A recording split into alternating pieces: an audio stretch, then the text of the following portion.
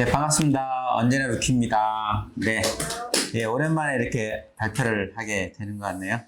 오늘 주제를 자유로 정하셔가지고, 지금 투자하는 지역을 찾아야 되는데, 네, 그런 마음의 준비가 안 돼서, 그래서 이제 지역 분석은 안 하고요.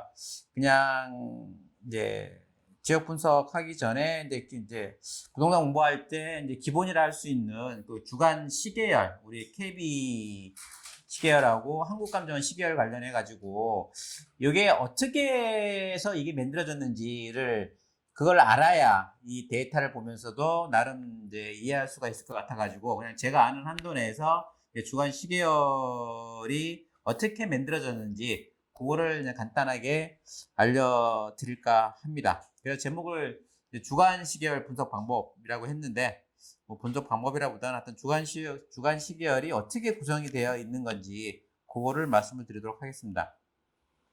지금 보시면 이거는 제가 이제 부산 쪽에 KB 주간 시계열하고 한국감정원 시계열 두 개 자료를 동시에 지금 내놓은 건데, 여기서 보시면은 이제 제가 항상 궁금했던, 처음에 제가 이제 시계열 분석을 할 때 가장 궁금했던 게 뭐였냐면, 예를 들면은 부산 남구 같은 경우는 한국감정원 자료에서는 0.1 이상 이렇게 올랐는데, 근데 KB 자료에서는 거의 안 올랐어요. 이게 같이 다 남구에 있는 똑같은 아파트를 가지고 데이터를 수집을 했을 건데, 왜 감정원은 올랐는데 KB는 안 올랐을까? 그 다음에 또 보시면 북구 같은 경우는 북구는 거의 비슷한데 얘는 왜 이렇게 차이가 나고, 동네도 마찬가지도 얘는 0.2 이상인데도 0.35인데 얘는 거의 0이고, 왜 똑같은 기간에 똑같은 동네구에 있는 아파트인데 왜 이렇게 발표하는 곳에 따라서 왜 이렇게 지수 상승률이 왜 다를까? 그러니까 이거에 대한 이제 궁금증이 생겨가지고, 그래서 이게 그러면은 KB는 어떤 방법으로 데이터를 수집하는지, 한국감정원은 어떤 방법으로 데이터를 수집하는지 좀 알아야겠다 해가지고 그쪽에 홈페이지에 보면은 다 나와 있습니다. 예, 어떻게 수집을 하는지. 그래가지고 찾아보신 분들은 그거 보면 다 아시는 분도 있을 거긴 한데, 오늘 이 자리에서 어떻게 그러면 분석을 하는 건지, 왜 이런 식으로 이 KB하고 아론하고 차이가 나는 건지를 말씀을 드리고자 이런 자료를 만들었거든요. 요거는 지금 보시면은 KB 부동산의 주간 시계열입니다. 요게 지금 보시면 맨 앞 페이지에 나와 있는 사항이고요. 요약해가지고 전국 매매 전세 탑 10을 이렇게 표시를 합니다. 이거 KB 부동산에 나와 있는 그냥 원본 자료입니다.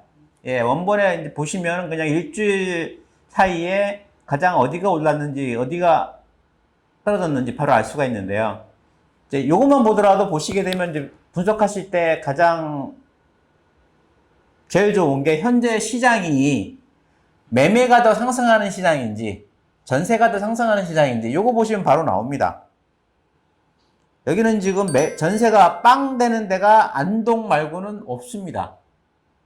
여기는 매매도 하락되는, 여기도 매매도 보시면은 10등이 빵입니다. 제가 여태까지 이거 4년 동안 이거 보면서 매매가 10등 빵 된 거 처음 봤어요. 매매도 상승이고 전세도 상승인데 보시게 되면 전세가 더 강하다. 그럼 현재는 다 매매도 강하고 전세도 강한데 전세가 더 상승이 더 높구나. 그동안 대구 지역은 거의 탑 10에 나온 적이 없습니다. 근데 최근에는 대구가 탑 10에 올라옵니다. 그러면 어떻게 보면 지금은 이제 우리가 관심을 가져야 할 때가 할 곳이 대구라는 것이라고도 알 수가 있는 거죠. 나머지 지역은 다 기본적으로 계속 우리가 관심 가졌던 지역인데 새로운 관심 지역이 달서구, 남구가 왔습니까? 그러면 이쪽에 관심을 가지고 지역 분석을 하더라도 이제 이런 데를 지역 분석을 해야 되는 거죠. 여태까지 내가 이런 데 지역 분석을 안 했으면 최소한 탑 10에 들어온 데는 이게 왜 여기 탑 10 안에 들어왔지? 이런 식으로 이 앞 페이지 보면서 보시면 되시고요. 지금 보면 시계열이 총 20개라고 적어놨는데 20개가 뭐냐면 KB 시계열 안에 시트가 이게 총 20개가 있습니다. 네, 많습니다. 보통 우리가 보는 거는 요거나 뭐 매매 증감 전세 요거만 보고 있는데 실제로는 요 파일 안에 총 20개가 있거든요. 그래가지고 지금 보시면 요약이고요. 이 나중에 이런 식으로 보시면 매매 증감, 전세 증감, 전세 지수, 전용 면적별 매매, 전세 요게 가격에 대한 얘기입니다.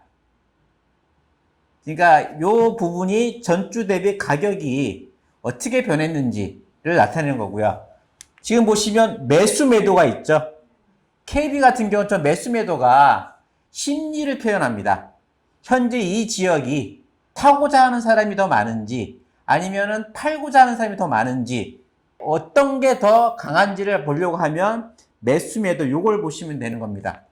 그 다음에 그 뒤에 보시면 매매 거래 이 지역이 거래가 많은지 작은지 가격이 올라가려 하면은 흔히 말하기를 거래가 많이 된다 그래야 되잖아요. 예를 들어서 이 6군데는 가격이 안 올랐는데 이쪽에 보니까 그 지역이 거래가 많이 늘어났다. 그러면은 이게 오르갈 수도 있죠. KB 시계를 가지고 제일 먼저 분석할 때는 어느 지역이 올랐는지 요거를 보셔야 되고요. 그 다음에 이게 오늘 올랐어. 그러면 다음 주도 오를 건지 예측을 해야 되지 않습니까? 그러면 다음 주도 오를 건지 안 오를 건지는 매수 매도 심리를 보시면 됩니다. 이 지역이 사고자 하는 사람들이 더 많은지 팔고자 하는 사람이 많은지 사고자 하는 사람이 많으면은 다음 주도 올라갈 수밖에 없습니다. 그 다음에 세 번째, 가격이 올라가려면 거래가 늘어야 됩니다. 그러면 이쪽이 지금 거래가 활성화되고 있는지 아니면 이쪽에 아예 거래가 없는 건지 요 매매 거래 세 개를 보시게 되면 실제로 가격, 심리, 거래 요 세 개를 보시면은 현재 내가 관심 있는 지역의 현 상황과 앞으로 다음 주의 예측까지 요 파일 안에서 가능을 한 겁니다. 그러니까 우리 보통 대부분 사람들이 보통 요거만 이것도 안 봐요. 요거만 보거든요. 어떤 분은 요거만 보고 있고 요거만 보고 있는데 실제로는 다음 주 우리가 다음엔 어떻게 될지를 파악하기 위해서는 매수, 매도, 심리, 매매, 거래량까지 그쪽에 지금 거래가 많이 되고 있는 데까지 다 확인을 하셔야 됩니다. 그 다음에 보시게 되면은 전세가 나오는데요. 지금 보시게 되면은 전세에 대한 전세 수급이 이게 심리입니다. 현재 이 지역이 전세를 찾는 사람이 많은지 아니면 전세가 더 많이 남아도는지 그 다음에 전세 거래도 나오고 있거든요. 그러니까 이쪽에 지금 전세가 활발한지 거래가 아닌지 여기서 보시면은 이런 식으로 해서 요것만 보더라도 그 지역의 가격 변동사항, 심리 변동사항, 거래량 변동사항을 다 알 수가 있습니다. 아주 KB죠. 네, KB 원본입니다. 그러면 KB 지수 같은 경우는 19년 1월 14일 기준이 있는데 네. 그거 기준으로 지금 188 이렇게 되는 거예요. 그러니까 예. 19년 1월 기준으로 지금 거의 지금 2배 정도. 얘 같은 경우는 2배입니다. 엄청 전세가 오른 거죠. 그러니까 이것만 봐도 이 지수만 보더라도 전세가 어느 정도 되는지 알 수 있다는 얘기죠. 그 다음에 요거는 한국감정원 자료에 있는 파일 원본입니다. 여기는 보시면 아주 목차가 있어가지고 아주 그냥 딱 보기 좋게 해가지고 한국감정원에는 총 13개의 시트가 있습니다. 이제 이걸로 비교를 해보게 되면 아파트 매매 가격 변동률, 가격 지수, 전세 변동률, 전세 지수, 그 다음에 규모별, 그러니까 평형별이겠죠? 평형별 있고, 평형별 매매, 평형별 전세, 그 다음에 여기는 KB에는 없는 게 있습니다. 연령별. 이게 신축, 구축. 예. 그러니까 KB에는 없는 게 R1에 있는 게 요겁니다. 신축, 구축은 KB에는 없는데 여기는 아예 신축, 구축까지 구분을 했고요. 그 다음에 보시면은 수급 동향. 그러면 여기는 없는 게 있죠? KB에는 거래가 있는데 여기는 거래가 없죠. 그 다음에 KB에는 그 신축, 구축 구분이 없는데 여기는 신축, 구축 구분이 있고 그러니까 KB랑 R1이랑 데이터가 좀 다릅니다. 그렇기 때문에 두 개를 다 섞어서 보면 그러면은 이쪽 지역에 신축이 더 올랐는지 구축이 올랐는지 그 다음에 거래량은 어찌 됐는지도 더 확실하게 알 수가 있는 거죠. 그러니까 이 두 개를 다 보게 되면 조금 더 도움이 많이 될 수가 있고요. 근데 아까도 제가 맨 처음에 보였지만 이게 신문 기사에까지 나왔거든요.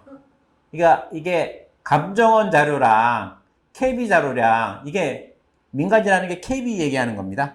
그러니까 너무 데이터가 다르다. 아까 제가 방금 보여드린 것처럼 부산 남구가 하나는 거의 0.2까지 올랐는데 하나는 거의 0.0 뭐 1이고 그럼 어떤 게 더 많은 거냐? 하나는 많이 올랐고 하나는 적게 올랐는데. 그래서 여기에 보시면 지금 보면은 한국감정원 이 뉴스 기사 제목에는 한국감정원에는 그 표본수가 15,000개라고 나와 있습니다. 그리고 나머지는 비밀이랍니다. 근데 말하는 게 맞아요. 9천 개 아니에요? 아니요, 요거는 월간이요. 아, 월간. 예, 그러니까 이게 월간 표본수랑 주간 표본수랑 달라요. 주간이 9,000개가 맞아요. 그러니까 우리가 보는 주간 자료는 전국에 꼴랑 9,000개만 가지고 데이터를 한 거예요. 월간이 좀 더 많네요. 예? 월간이 좀 더 많네요. 예, 월간은 많죠. 거의 한 2배 정도 되거든요. 근데 KB는 31,000이고 서울은 6,800개. 이게 좀 늘어났습니다. 부동산 114는 전국에 다. 그래서 실제로 시세 가격에 관련된 거는 데이터가 제가 볼 때 정확한 거는 부동산 114가 제일 정확합니다. 최상욱 애널리스트가 네. 데이터를 만드는데 증권할 때 124 이거 랩스 거 이거 쓰고 만들더라고요. 네. 그러니까 이게 얘네들은 표본수가 전국에 있는 거를 다 표본수를 쓰기 때문에 실제로 부동산 114도 매주 금요일 날 아파트 시세 현황 보고서 자료 제출하거든요. 그러면서 어느 지역이 몇 프로 뭐 얼마 올랐다고 다 나옵니다. 근데 거의 똑같아요. 예. 그래서 데이터로는 얘가 가장 표본수가 정확하기 때문에 한 거거든요. 근데 여기서 제가 이제 또 의문이 드는 건 표본수가 전국에 15,000개고 3만 개다. 아파트가. 그러면 과연 전국의 아파트가 몇 개인가? 전국의 아파트가 몇 개인데 표본수를 꼴랑 3만 개로 해가지고 할까가 또 의문이 들더라고요. 그래가지고 국가 통계 시스템에 들어가 보면은 전국 그 세대수 현황이 나옵니다. 지금 보시면 이게 17년 기준인데 17년 기준으로는 전국의 아파트가 960만 개입니다. 960만 개 중에 꼴랑 3만 개 가지고 이 데이터를 발표를 합니다. 지금 서울 같은 경우도 160만 개거든요. 아파트가. 이거는 17년도 기준이고요. 지금 19년도 또 업데이트 했거든요. 지금 보시면 967만 개였잖아요. 1000만 개가 이제 아파트가 1000만 개가 넘었습니다. 지금 서울 같은 경우도 168만 개고요. 70만 개. 제가 이 자료를 보여드리는 이유가 한국감정원하고 KBC 계열 자료는 표본수가 너무 제가 생각하기엔 너무 작습니다. 이게 단지입니까? 세대입니까? 세대수요. 세대수. 예. 세대수 현황입니다. 그러니까 지금 보면 현재 우리나라 총 세대수가 2천만 가구가 앞에 1, 2사랑 그 랩스는 800원 맞죠? 그러니까 세대가 안 됐던 것 같은 단지가 아니에요. 아니요, 세대수입니다. 그게 다 네, 네. 가구로 되어 있는 것 같던데요? 볼까요? 단지 같은. 아니, 단지면은 엄청 많죠? 가구잖아요. 가구네요. 이게 단지면은 엄청 많은 거예요. 그러니까 예, 다 가구예요, 가구. 가구네요. 예, 단지 아닙니다. 그러니까 엄청 작다는 얘기죠. 우리나라 지금 아파트가 1000만 개인데, 그 중에 꼴랑, 3만 개, 10,000개 가지고는 기적이 올랐다고 발표를 한다는 얘기입니다. 그러니까 제가 이거 하고 싶은 얘기는 그 데이터를 추세 흐름에 대한 참고만 할 뿐이지 그 가격은 정확지 않다는 얘기죠. 지인 뭔데요? 지인. 예, 지인은 다 하니까. 그래가지고 제가 이걸 보면서 여기 우리나라 국가통계 홈페이지에 들어가 보시면 현재 2019년도 기준 우리나라 주택 현황이 바로 나오거든요. 현재 우리나라 총 인구는 5천만이고요. 가구 수가 2천만 개입니다. 그 중에 아파트는 1,128만 개고, 그래서 지금 보시면 전국 기준으로 아파트 비율이 54%가 평균이거든요. 근데 지금 서울이 뭐 집이 많다고 얘기하는데 서울 같은 경우는 보시면 가구수 중에 아파트 비율이 42.5%뿐이 안 됩니다. 서울은 아파트 부족합니다. 많이 부족합니다. 그러니까 서울은 아파트 값이 이것만 보더라도 서울 아파트 값이 떨어질 이유가 없습니다. 근데 앞으로도 별로 그럴 것 같아요. 그럼 지역별로 보시면은 아파트 비율이 쭉 나오거든요. 노원구 같은 경우는 거의 80% 정도 이제 되는 거고. 그러니까 이것도 좀 이제 나중에 검토해야 될 게, 과연 아파트 비율이 높은 데가 더 아파트 값이 더 많이 오를지, 아니면 아파트 비율이 낮은 곳이 더 아파트가 더 많이 오를지, 그것도 한번 요 자료를 가지고 나중에 한번 검토를 해봐야 되지 않을까 하는 생각이 좀 들었고요. 예? 예, 그러니까 저 혼자 그냥 이거 보면서, 부산 같은 경우도 인구는 330만인데 가구 수는 130만 개, 아파트는 83개, 한 59.7%. 여기서도 보시면 지역별로 아파트 비율이 좀 다릅니다. 북구가 76.4%네요. 북구가 좀 많네요. 네. 기장 같은 경우는 거의 다 아파트로 되어 있는 곳이고, 어떻게 보면은 아파트 많은 곳이 조금은 그 지역이 좀 정비된 지역이니까 그쪽이 좀 살기 좋은 곳일 수도 있고요. 중구, 서구, 동구가 아파트 비율이 30%. 예. 이런 데는 그러니까 좀 낙후된 지역이라고도 볼 수 있고요. 예. 그러니까 요 데이터 보고, 그러니까 이렇게 아파트가 많은, 그러니까 부족한, 이렇게 많은데, 1,100개나 되는데, 꼴랑 표본수 3만 개 가지고 이렇게 한다는 게, 이건 너무 좀, 이게 데이터가 좀 부족한 게 아닌가 하는 생각을 했고요. 그래서 지금 이제 이렇게 데이터 수가 작다고 이제 느꼈고요. 지금 보시면 이게 KB 주간 시계열 같은 경우는 86년 1월부터 발표를 했습니다. 엄청 오래됐죠? 예. 그러니까 그만큼 이 데이터, 옛날에 아실지 모르겠지만 이 국민은행 이름이 주택은행이었거든요. 젊으신 분들은 모르겠지만, 예, 나이 있으신 분들은 주택은행 아실 거고, 거기서부터 해가지고 지금 추진을 했었고요. 지금 아까 그 시계열에 보시면 가격 나와 있고요. 심리, 그 다음에 이런 식으로 뭐 주택가격 5분위 비율까지 다 나와 있는 상황이고요. 여기서 보시면은 조사하시는 분들이 중개업소 소장님입니다. 소장님께서 월요일마다 데이터를 입력하게끔 되어 있습니다. 입력할 때 뭐 단독 연립 아파트도 하고는 있고요. 지금 아파트는 이런 식으로 되어 있는데, 제가 시계열에 나와 있는 지역 수를 셌거든요. 그러니까 구단이죠. 부산시면 시는 빼고 부산에 있는 구단이니까 총 153개가 나옵니다. 그러니까 전국에 있는 153개의 구단위 지역을 KB에 나와 되어 있습니다. 그 다음에 면적은 여기는 소형, 중소형, 중형, 중대형, 대형가 총 5개로 구분을 해가지고 합니다. 그러니까 이게 뭐냐면 해운대구면 해운대구 내에서 총 5개 평형에 대한 샘플을 하나씩 다 해야 된다는 얘기입니다.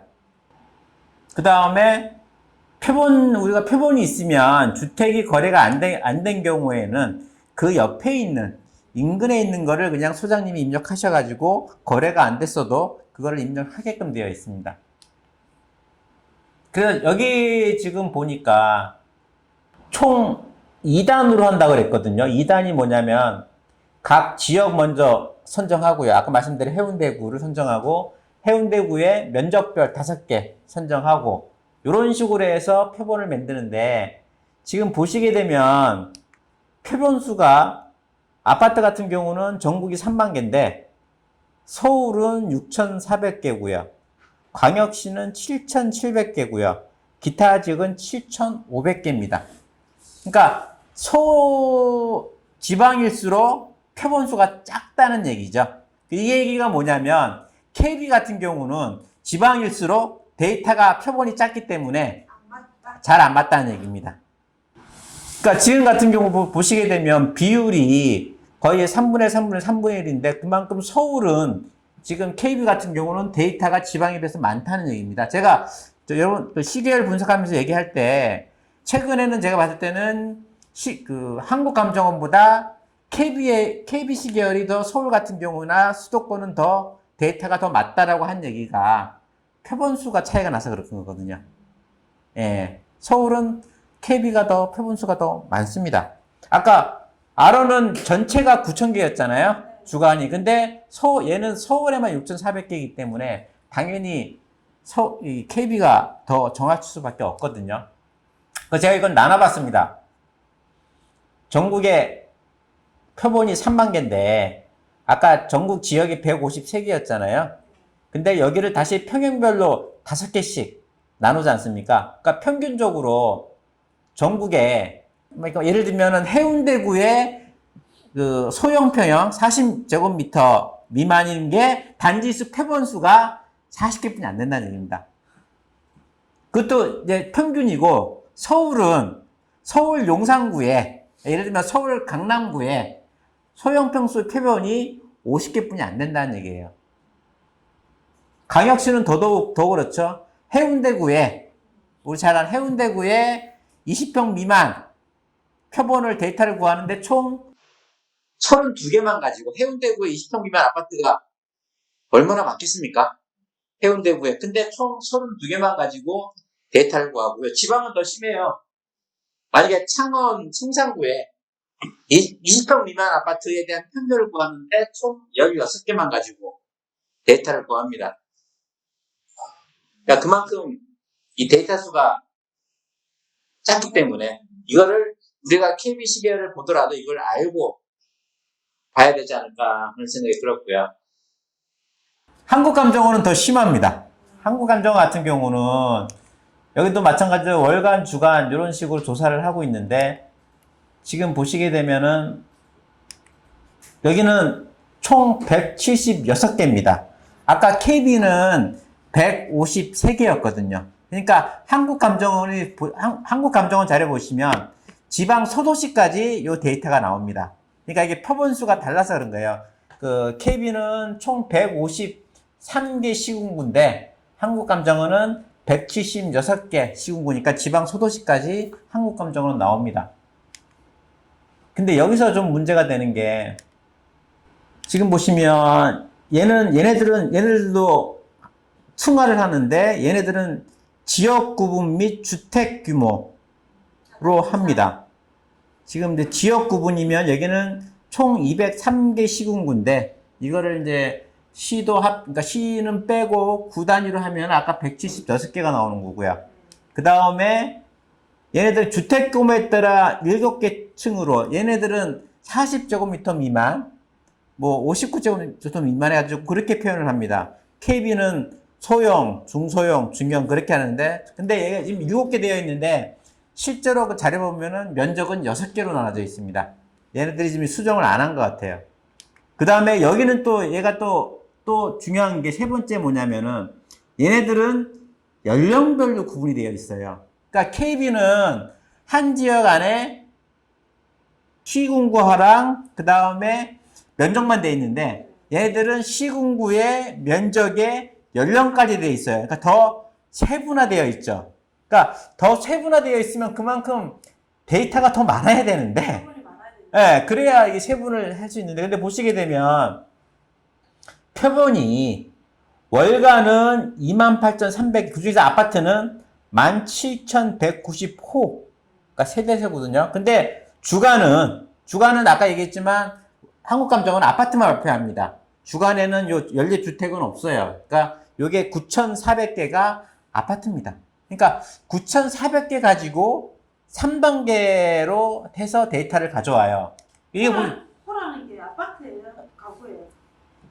호면은 가구 세대죠. 가구 세대? 예, 호가 아파트 단지일 필요는 없죠. 그럼 세대? 예. 그러니까 보면은 진짜 같다. 지금 뭐 얘네들은 지금 서울에 얼마인지 그러니까 저것들 영업비밀이라고 발표 안 했거든요. 근데 보시게 되면 지금 우리는 주간만 해보겠습니다. 주간에 총 9,400개인데 176 시군구를 이거를 6개가 이게 저거였죠. 면적별 거기다가 신축, 구축, 연별 세 개로 나누거든요. 그러니까 그럼 결론은 뭐냐면 지역별로 샘플이 두 개가 안 돼요. 예를 들면 해운대구에 20평 미만에 5년 미만 딱 한 개예요. 그게 샘플 어딘지는 모르겠어요. 해운대구에 그런 데가 딱 한 개야. 근데 감정 같은 경우는 실거래 가격으로 하는데 근데 실거래가가 안 이루어질 수 있는 샘플 한두 개면 없는 경우도 많을 건데 그 옆에 있는 걸 하겠죠, 얘네들도. 옆에 있는 것도 안 얻었다. 그럼 그냥 놔두든지 하겠죠. 그러니까 데이터가 너무 작아도 너무 작아요. 해운대구에 25년 이상 된 아파트에 40제곱미터 미만 아파트를 데이터 딱 하나 그것만 보고 이 지역의 아파트가 올랐냐 안 올랐냐. 만약에 그 데이터가 저 옛날부터 했던 저 산 중턱에 있는 아파트야. 근데 똑같은 그거인데 요 평지에 있는 아파트는 막 올랐는데 산 중턱에 있는 아파트는 안 올랐어. 그러면 요 해운대구에 25년 이상의 40제곱미터 아파트는 안 올랐습니다. 얘네들 발표를 하는데 실제로는 밑에 평지 부분은 올랐을 수도 있고요. 요즘같이 초약하시면 이건 데이터가 안 맞죠? 안 맞을 수밖에 없어요.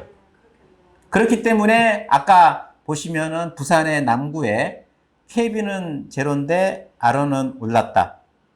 그러면 제 생각에는 제가 이거 할 때 생각하는 게 뭐냐면 왜 틀리냐 이런 얘기들이 많이 나오거든요. 그래서 얘네들이 왜 데이터가 다르냐라고 질문을 많이 받을 거잖아요. 얘네들이 거기에 대한 답을 내놨습니다. 왜 한국감정원은 국가에서 쓰는 자료인데 왜 국가에서 쓰는 자료랑 민간에서 작성한 자료가 왜 다르냐? 너네들이 잘못한 거 아니냐? 자꾸만 국가에서 뭐라 그러겠죠.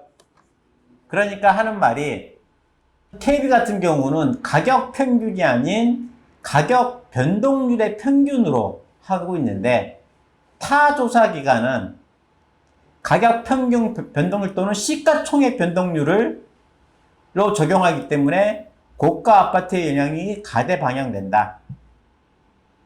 이게 얘네들은 가격 변동을 합쳐서 평균으로 하는 건데 얘네들은 이때는 매물이 포함되어 있고 호가가 포함되어 있고 쟤는 호가가 포함 안 됐다. 무슨 내용이냐면 그래가지고 이 내용입니다. 예를 들면 지금 보시면 KB가 더 데이터가 많잖아요. 같은 지역에. 그럼 이게 어느 지역에 예를 들면 KB 같은 경우는 그쪽에 표본이 10개예요. 10개 해가지고 이 데이터가 뭐냐면 구축은 떨어졌고 신축만 지금 오른 지역이에요. 요새를 비교해서 6억짜리는 올랐는데 구축은 떨어졌어요. 그러면 얘네들은 어떻게 표현을 하냐면은 여기서 이만큼 떨어졌으면 0.05 지금 떨어진 거잖아요. 요거를 합쳐서 요 평균 요거를 발표를 해요. 그건 아니죠. 아니, 그러니까 예를 들면 그런 개념이니까 이 말이 평균 개념으로 한다. 요거에 대한 평균을 다 해서 요거를 한다는 그 얘기거든요. 근데 R는 뭐냐면 R는 데이터 수가 작잖아요. KB가 10개면은 얘네는 이 지역에 한 3개를 정도 했다 치면 물론 얘네들도 이런 것도 하나 끼고 중간 것도 하나 끼고 낮은 것도 하나 할 거잖아요. 그러면 얘네 같은 경우는 5천 이게 가격 떨어진 걸 얘기하는 게 아니고 그냥 가격을 합한 거예요. 가격을 합해가지고 원래 이 가격 합한 거에 오른 만큼 하니까 얘는 0.001이 올랐어요.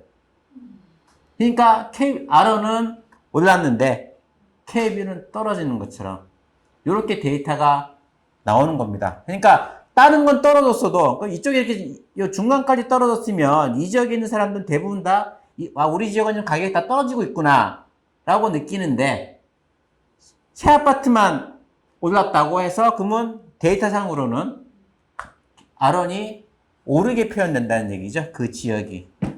그래서 뉴스 보도자에서 가격이 올랐다는데 우리 집은 안 올랐다 하는 게 좋은. 네, 그죠. 그렇기 때문에 KB 흔히 얘기하는 R원 같은 경우는 더 민감하다고 얘기를 하고 있고요. 이런 식으로 하나만 가격 비싼 것만 오르더라도 R원은 확 뜨고요. 예, 그런 차이가 있습니다. 그럼 유동장사에서는 R원을 봐야 되고 수급장사에서는 KB를 봐야 되나요? 그러니까 저 같은 경우는 이제 어떻게 분석을 하게 되냐면 KB는 안 움직이는데 R원이 움직였다. 그럼 여기는 구축은 안 움직이고 새 아파트값만 올랐구나. 근데 R원은 안 움직이는데 KB가 움직인다. 아, 그러면 신규 아파트보다는 그동안 안 올랐던 구축들이 키 맞추기 하고 있구나. 그런 식으로 저는 판단을 한다는 거죠. 그러니까 이런 식으로 KB하고 R원을 봤을 때 그렇게 비교를 하시면 조금 더 그 지역에 대한 분석하는데 좀 도움이 되지 않을까 싶어가지고 이렇게 한번 만들어 봤습니다. 네. 좋습니다.